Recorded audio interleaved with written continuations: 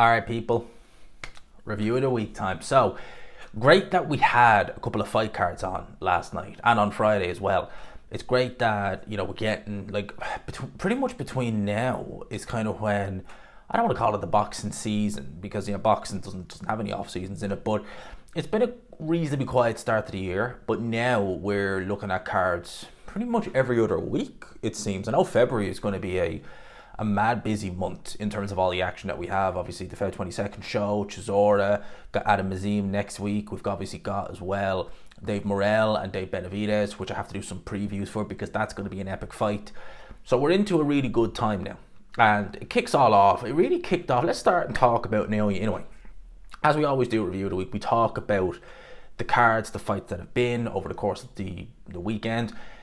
Naoya Inoue was in action on Friday afternoon. It was more Friday morning here. I think it was like 11:30 thereabouts when the fight actually took place, which is normally early, even by Japanese standards for their fight cards. They normally take place kind of about midday lunchtime.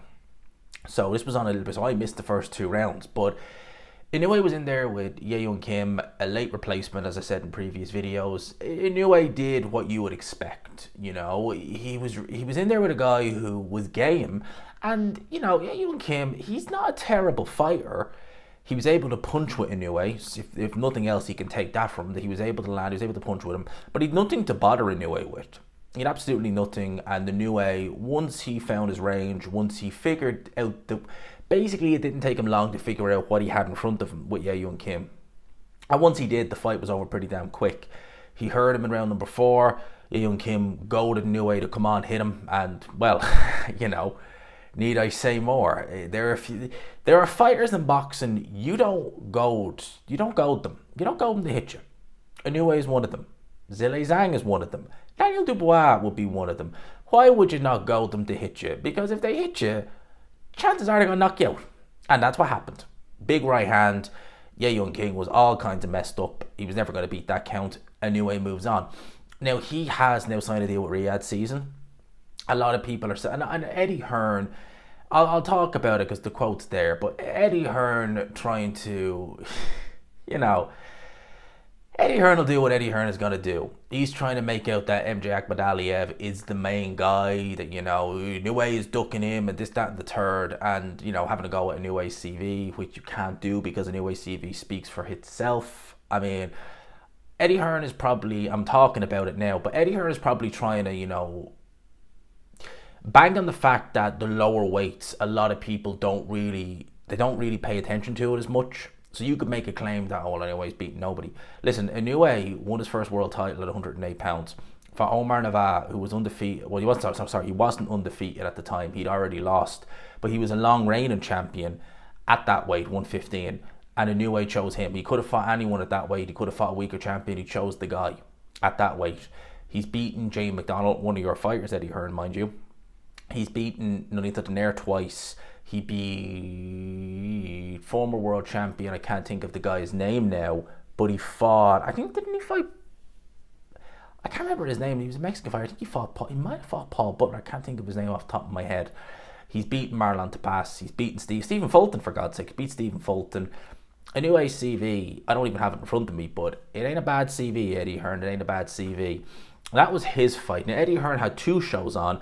He had one, I thought it would be in Sheffield, because it's Dalton Smith, but it was actually in Nottingham. Now, I didn't do immediate reviews for this. I did see Ellie Scottney's fight. Ellie Scottney in that fight looked good. It does say there was a clash. Yeah, there was a clash of heads. Ellie Scottney was cut very early on. It wasn't as bad as... It definitely didn't need to worry about in terms of stopping the fight or anything like that.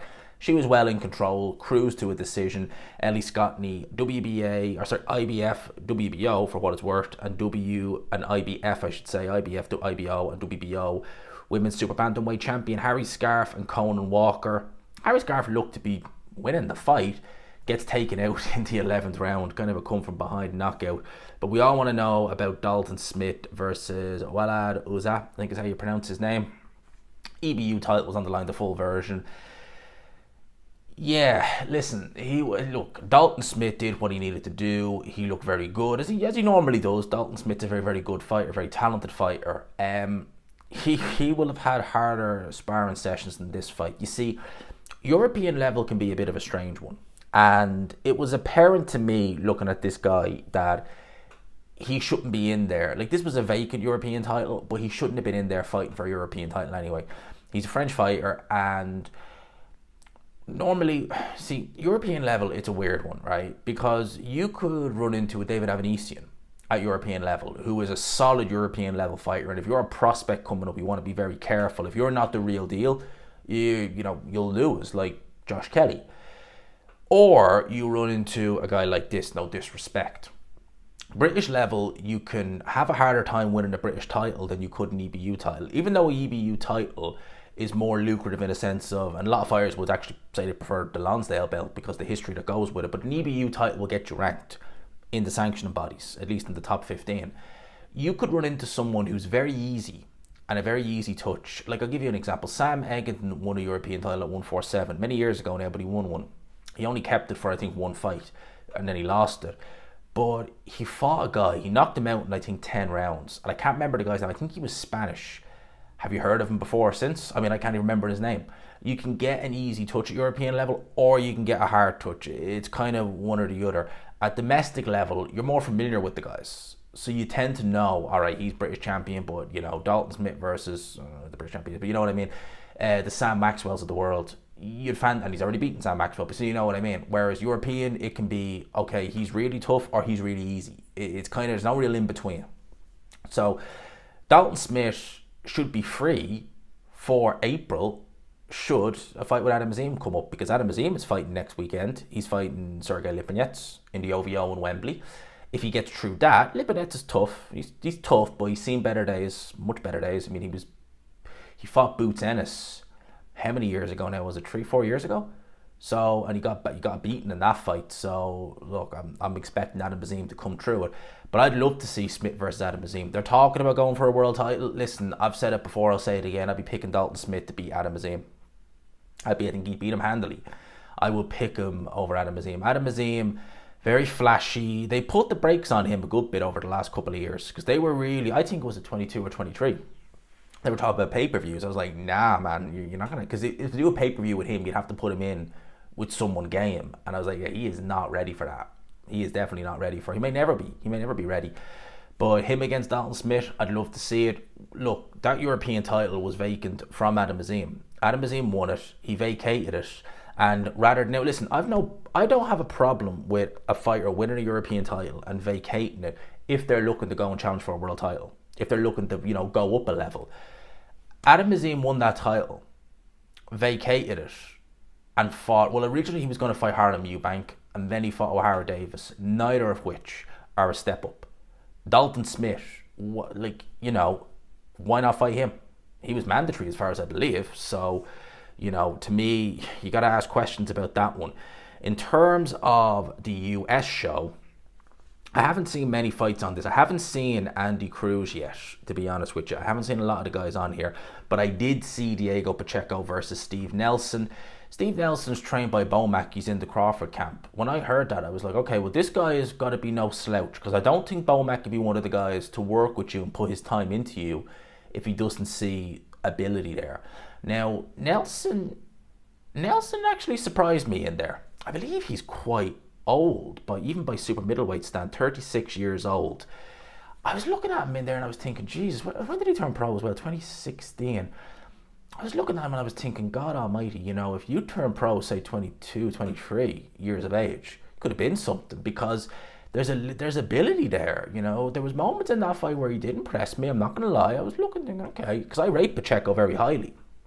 And I was looking at him in there and I was thinking, God, you're not a bad fighter at all. You're outclassed. Pacheco was just better. Pacheco did, I think, stun Steve Nelson a couple of times. I know in round 12, Nelson landed a left hook on Diego Pacheco, and his own commentary team were like, oh my God, what a big left hook, blah, blah, blah. Yeah, he wasn't that hurt. In fact, I don't think he was hurt at all, really. It just landed clean. It was one of the big eye-catching clean shots that he landed on Diego Pacheco. Good work from Pacheco. I think he's a very, very good shout. There's talk about him facing Edgar Berlanga. It's really weird, a fighter like Diego Pacheco goes in there with Steve Nelson, who to me doesn't look a bad fighter. Yeah, he's old, but he looks tough. He doesn't look a bad fighter whatsoever. And you people now saying that, oh, Pacheco is not that good. Oh, if he fights Edgar Berlanga. Listen, if he fought Edgar Berlanga, he would not be able to miss him. Edgar Berlanga is nowhere near as good as Diego Pacheco. I've always said this about Berlanga. I've never rated Berlanga as anything special. My only surprise of him in that Canelo fight was that he wasn't stopped. I thought he'd get stopped in that fight. But yeah, Pacheco versus Berlanga, I'd like to see it. I'd make Diego Pacheco a firm favourite. I really, truly would. So that's the fights for the weekend that happened. Let's have a quick look at the Ring Magazine. Let's see some of the news that's happening on the Ring Magazine's page. Okay, we have a lot of fights that have been announced. So Jerome Boots Ennis will meet Staniones, Ring Magazine, IBF and WBA World Welterweight titles will be on the line in Atlantic City, in the Boardwalk Hall, I believe, in Atlantic City, New Jersey, on April the 12th. This is going to be an interest. Obviously, it'll be on the Zone. That's going to be an interesting fight. I didn't think Boots looked that bad against Avanesian, to be honest with you. Boots has never been a slickster in terms of defense. And he really does need to fix that. He needs to adjust that, because especially if he's going to go up levels and if he's going to go through the weights, you're going to want to have your wits about you in terms of defense. Not just you could say, oh, maybe he's got a lot of faith in his chin. Yeah, but you still don't want to be getting hit a lot. I mean, it's going to take years off of your career. And I just felt against Avanesian, maybe he was just lax. I think Avanesian took it on short notice as well. I forget who the original opponent was, but, something like that. I was thinking, okay, maybe he's just, a bit lax in the defense department, but I didn't think he looked that bad. In his previous fight, the rematch where he had against that Karen guy, yeah, I didn't think that was a great performance, to be honest with you. Boots, I mean, Karen was better than he was the first time, but yeah, he didn't look amazing. He didn't look $1 million in that fight. We thought then he'd go to 154 to challenge Virgil Ortiz, but no, he's going to stay at 147. He's going to go into a unification. Now, a lot of people have been saying that he's tight at the weight, which I agree with, by the way. I think if you're tight at the weight, the IBF is not the championship you want. The reason why you wouldn't want that as the championship is because that's the only one that has a check weight of a set weight. Now, there's been talk that some might do a percentage weight, like you can only weigh such and such percent of what you weighed in at, or such and such, right? That would be more beneficial, because 10 pounds or 12 pounds actually is the rehydration clause for the IBF. It's going to be very different to certain fighters at different divisions. For some, 12 pounds is going to be like, oh, brilliant, happy days. For some, it's not going to be. So having it as a dead 12 pounds is a little bit of a head scratcher. But crucially, for unification fights, that's gone. So with that, I think Boots is going to be able to maybe have an easier weight cut, knowing that he's not going to have to worry about, how much can I rehydrate after the fight. He's going to be able to take on as much fluid as he wants as soon as he's weighed in. So we may see a lot more lively Jerome Boots Ennis when he's in there fighting. And I think he's going to beat Daniel. I think he's going to have the beating of him April the 12th. It's going to be an interesting fight. April's going to be a busy month as well, because the Ring Magazine have announced their first official show. Now, Eddie Hearn has mentioned that this isn't the final undercard. Okay, I'm happy if they add more fights to it. It's going to be Conor Benn versus Chris Eubank Jr. It's going to be at Tottenham Hotspur Stadium in London. Now, a lot of people have been asking the question, and rightly so, will this really capture the public attention? MPs in Parliament have been mentioning it. Yeah, because, we care what the MPs have to say. But it is and it isn't, right? Certainly, I'll give you an example, right? Alexander Usyk, Tyson Fury, Anthony Joshua, Daniel Dubois, those types of videos, if you see them, not just on my channel, across YouTube, right? The views on small channels, big channels, etc., were manic. They were just crazy. This fight right here, it doesn't really have that same feel to it, doesn't it not? I think that it really hit its peak in 22 when they were meant to do the fight, and obviously it didn't. We all know why. Now it just kind of seems like, to me, it's a fight that it's very forced. It's a very forced fight, and I've always said this: if something happens naturally, if something's running its natural course, if it's happening naturally, if you're trying to force something that people actually want to see, it's very different. We really wanted to see Fury Usyk, so please, let's try and force it whatever way we can. We all want to see it. This one, no one's really clamoring for it. And the fact that it's now just constantly, let's make this fight, let's make this fight, let's make this fight. Maybe that's why, I don't know. But I certainly don't have as much get up and go for this fight as, say, a Fury Usyk, or, do you know, even like, say if you look at like some of the undercard fights we have, Achikabayel versus Zhilei Zhang, I'm more up for that fight than I would be for Ben Eubank, you know, because I think that's an intriguing fight. I'm probably more up for Boots Ennis versus Danny Onis than I am for this fight. In terms of the undercard, Fidel Riley, Chev Clark, I think that'll actually be a good scrap, to be fair. Chev Clark brings something different that Chamberlain doesn't. I don't think he's as talented a boxer as Isaac Chamberlain, but he's a lot bigger, he's a lot stronger, and yeah, him against Fidel Riley, and he's going to have a point to prove because he lost his last fight. He's not getting any younger, so that'll actually be an intriguing one. That's going to be an intriguing one. CBS returns to the ring against Brandon Glatton. I've never seen him fight, so I can't really comment on that, but yeah, normally when you hear these guys, you hear them in advance. Liam Smith, Aaron McKenna, Anthony Yarde, Lyndon Arthur, 3. Yeah. The rematch we all desperately want to see. Oh, not the rematch, the trilogy fight we all desperately want to see. Listen, I don't want to sound like a broken record. I've talked about Anthony Yarde at great length over the last couple of days. I am just going to say it one last time. Anthony Yarde's career has been, in my opinion, over the last 18 months to 2 years, it's been managed absolutely terribly. He's made no step-ups at all since the Beterbiev fight.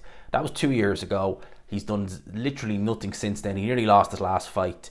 And I think Tunde Ajayi is just trying to milk whatever money he can get off him and doing a crap job at it. Because if he wanted to get as much money out of Anthony Yarde as he possibly could, stay with the promoter who's making big money with the Saudis. Thus, it's not rocket science. I wonder, is the reason why, because it seems apparent to me that it's not really Anthony Yarde who's making these decisions, Tunde. Well, maybe Anthony Yarde thinks he's making that. I can see a lot of Wilder in this, you know. He thinks he's making this, he's not really. I wonder if Tunde looked at the Saudis and thought, you know what, I want to maneuver his career in such and such a way, maximum money, minimum risk. All right, and the Saudis won't do that. The Saudis are not just going to have someone fight on their shows. You know, they could fight Craig Richards and then, oh, well, we don't really want to fight Joshua Buatsi or Callum Smith. Let's fight someone else. Unless it's Beterbiev or Bivol, we're not really interested. They're not going to do that. And they're not going to let Tunde just dictate the things. And nor would Frank Warren, I would imagine. And I'm wondering, is that why? Because he's not on the Saudi shows per se. He's on the Ring Magazine shows. I don't know, are they going to be, like, essentially they are kind of one of, well, they're not really, but the Riyadh season shows, you would imagine, they're the ones where, you know, the zeros keep coming. I'm not too sure about these Ring Magazine shows. And yeah, that's all I can really say. Anthony Yarde, I always thought he was very talented. I still do. But he is going to be one of those fighters who never wins a world title. I don't think he ever will.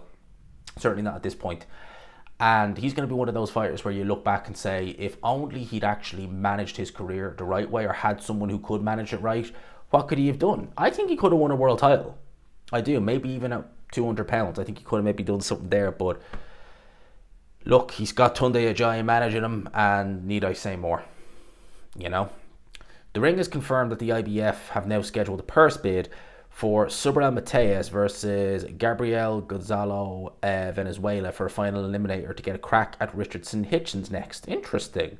There's a lot of talk as well that Richardson Hitchens may be fighting Teofimo Lopez. There's a lot of rumours going around that Teofimo Lopez might actually be signing with Turkey and Riyadh season. That would be interesting. But Subriel Matias, yeah, let's see what he can do. I mean, for me, he's one of the most entertaining fighters around. He's all action non-stop. Lost to Liam Parrow, who subsequently lost his next fight to Richardson Hitchens. So let's see what's left in the tank for Matias. I still think he can be an entertaining fight. Michael Conlan has signed a long-term, I don't know if that's a good idea, promotional deal with Wasserman Boxing and is set to return to the ring in a couple of months. Yes, I think it's been announced that he's going to return. Is it March or April? You know, Mick Conlan, I think he's with Grant Smith now. Look, Mick Conlan should never have been with Adam Booth. He didn't have the style, the athleticism, the punching power to pull that style off. So I do feel as though he wasted a couple of years of his career there. Grant Smith is a lot more orthodox. I think he's just an all-around better coach, to be honest, which I think he's a very good trainer, Grant Smith. Very good trainer. But I think the damage has been done for Mick Conlan. The Lee Wood fight was very damaging. The loss to Finito Lopez was devastating. And it looked like he just had... Like, I thought he'd have the beating of Jordan Gill. Because I've never really been... As I've said several times, I've never looked at Jordan Gill and thought there's really much there. And I thought, right, well, Conlan has the beating of him. And Conlan looked shot to bits in that fight. He really did. He looked shot to bits. So I don't know. I don't know how successful, and it says long term. That means he plans on sticking around. I don't think that's a good idea. I really don't. I don't think that's a good idea. Bob Arum has revealed that Teofimo Lopez is in talks for a 3-fight deal with Turki Al-Sheikh. The Saudi stepped up to the plate and Top Rank is pleased with the offer.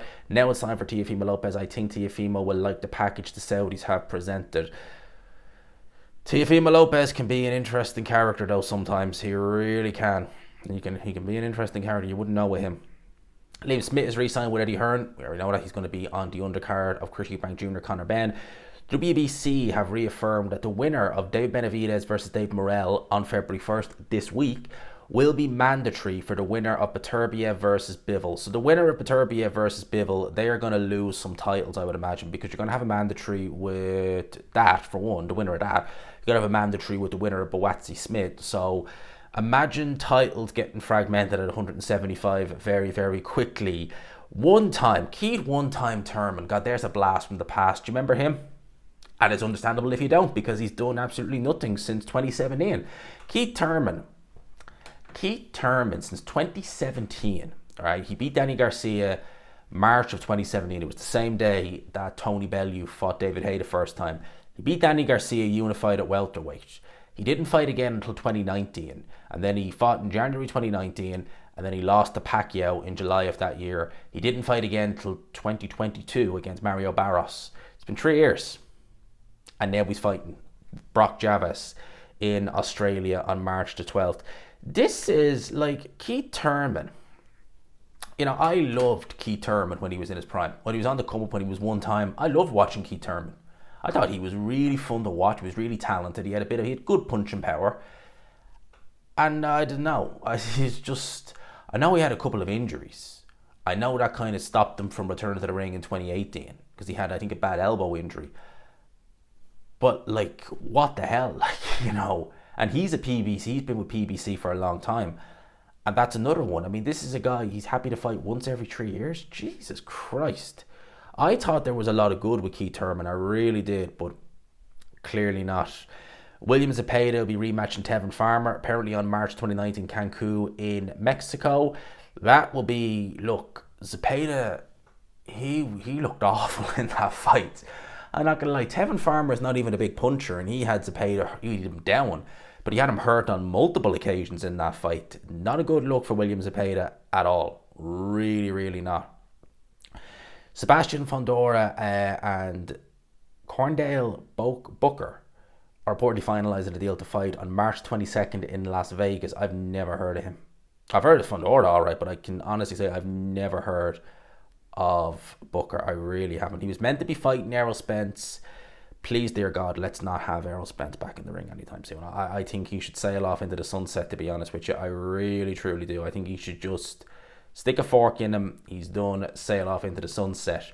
There's not that much on Ring Magazine's official X account. Let's finish this by talking about the face-off. Now, The Zone released about a 7-minute clip of the face-off between Dubois and Joseph Parker on their YouTube channel.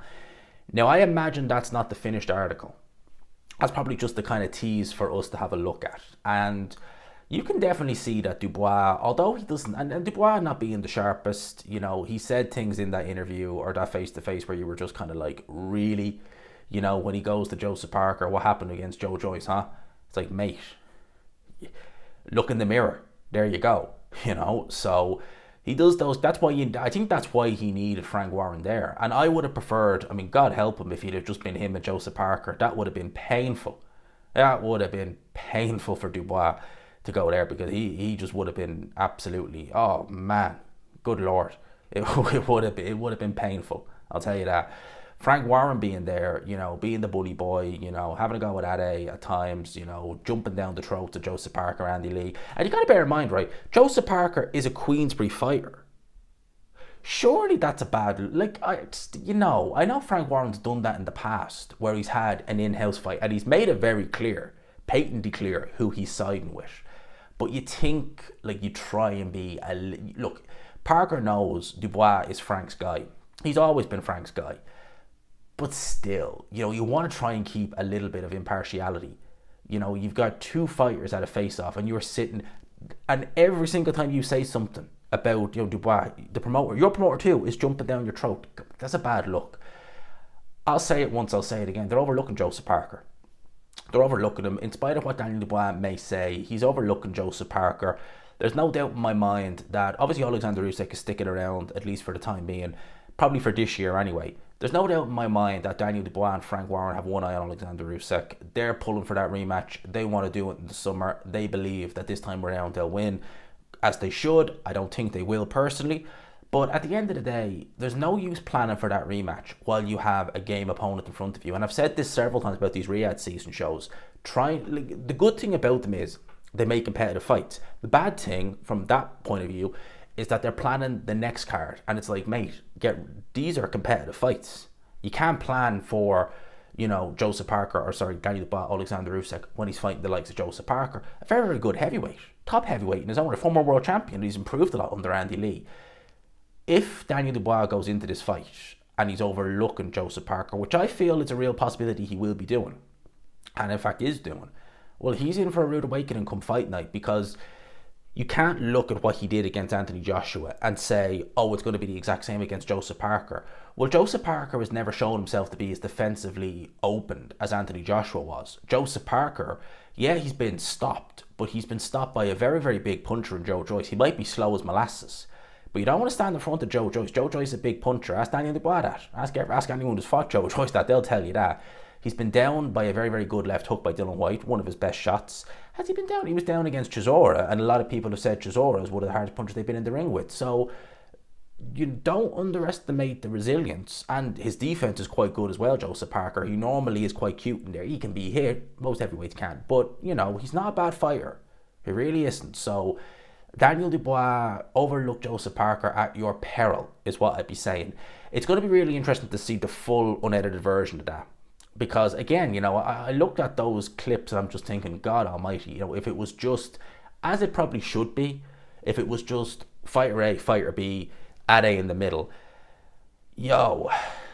Joseph Parker, it wouldn't have even been a 10-8 round. It would have been probably a 10-6 round to Joseph Parker with some of the stuff that was coming out. I still couldn't believe. He's like, what happened against you and Joe Joyce? It's like, mate, you lost to him too.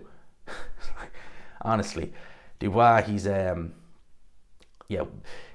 gift that keeps on giving. And that's what I'll say. Entertaining in the ring, and you can't help but laugh when you see him do stuff like that. It's never ending with him. It really isn't.